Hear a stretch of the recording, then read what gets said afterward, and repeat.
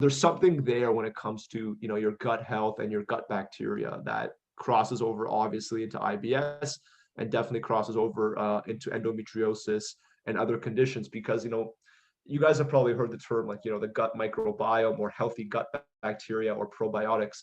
And, the balance in your gut bacteria has a big role to play in the state of inflammation in your body, obviously how your body is, digesting and processing foods and things of that nature. And so, you know, one of the one of the global recommendations that helps with IBS, you know what I mean, when you look at all the guidelines and stuff, is taking like a mixed probiotic. Now, the exact type of probiotic an individual should take, that depends on some factors, the type of IBS they have. So that's more personalized advice. But there is a family of probiotics, and I'll try not to get too fancy, but when you look at probiotic products, you can see the different species, right? And there's the lactobacillus family, which has a bunch of different, subgroupings.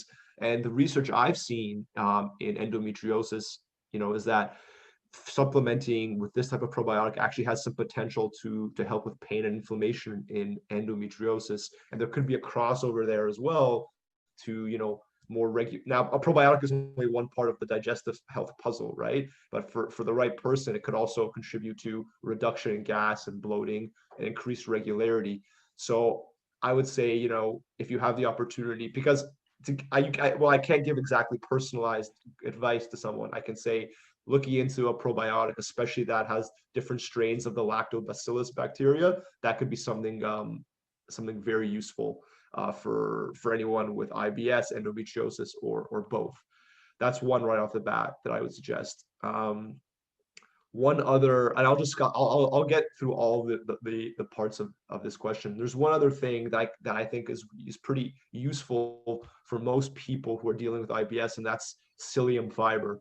And I'm not sure how many people have heard of psyllium fiber before. It's basically, they sell it usually as a ground up form. It's a special type of plant fiber, and it's a soluble fiber, and which means that it kind of goes through your digestive tract.